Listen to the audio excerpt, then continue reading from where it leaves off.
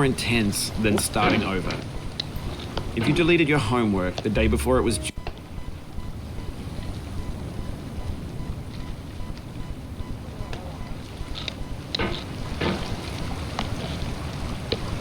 there's no feeling more intense than starting over.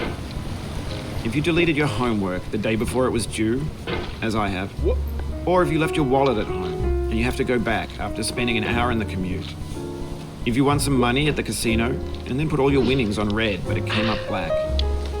If you got your best shirt dry cleaned before a wedding and then immediately dropped food on it. If you won an argument with a friend and then later discovered that they just returned to their original view. Starting over is harder than starting up. If you're not ready for that, like if you've already had a bad day, then what you're about to go through might be too much. Feel free to go away and come back. I'll be here. Alright, thanks for coming with me on this trip. I'll understand if you have to take a break at any point. Just find a safe place to stop and quit the game. Don't worry, I'll save your progress, always, even your mistakes. This game is a homage to a free game that came out in 2002, titled Sexy Hiking. The author of that game is Jazuo, a mysterious Czech designer who was known at the time as the father of B games. And B games are rough assemblages of found objects. Designers slap them together very quickly and freely, and they're often too rough and unfriendly to gain much of a following. They're built more for the joy of building them than as polished products. In a certain way, Sexy Hiking is the perfect embodiment of a B game. It's built almost entirely out of found and recycled parts, and it's one of the most unusual and unfriendly games of its time. In it, your task is simply to drag yourself up a mountain with a hammer. And that act of climbing, in the digital world or in real life, has certain essential properties that give the game its flavor. No amount of forward progress is guaranteed. Some cliffs are too sheer or too slippery, and the player is constantly, unremittingly in danger of falling and losing everything. Anyway, when you start Sexy Hiking, you're standing next to this dead tree that blocks the way to the entire rest of the game.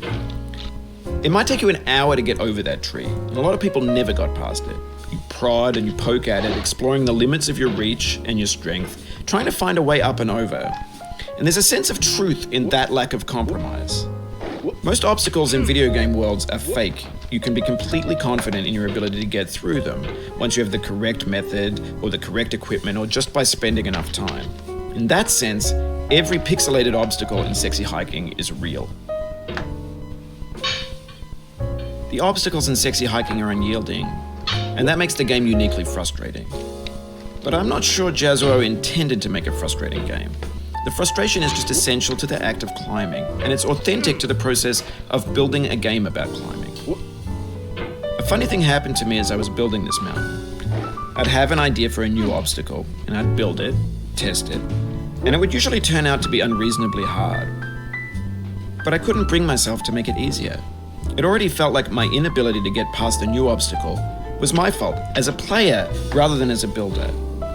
Imaginary mountains build themselves from our efforts to climb them, and it's our repeated attempts to reach the summit that turns those mountains into something real. When you're building a video game world, you're building with ideas, and that can be like working with quickset cement. You mold your ideas into a certain shape that can be played with, and in the process of playing with them, they begin to harden and set until they're immutable, like rock. And at that point, you can't change the world. Not without breaking it into pieces and starting fresh with new ideas. For years now, people have been predicting that games would soon be made out of prefabricated objects, bought in a store and assembled into a world.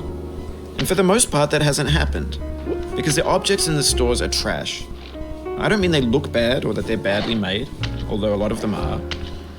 I mean they're trash in the way that food becomes trash as soon as you put it in the sink. Things are made to be consumed and used in a certain context, and once the moment is gone, they transform into garbage. In the context of technology, those moments pass by in seconds.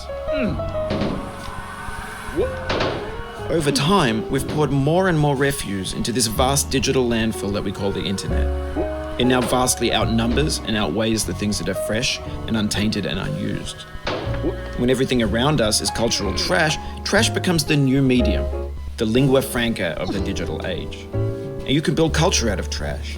But only trash culture. Be games, be movies, be music, be philosophy. Maybe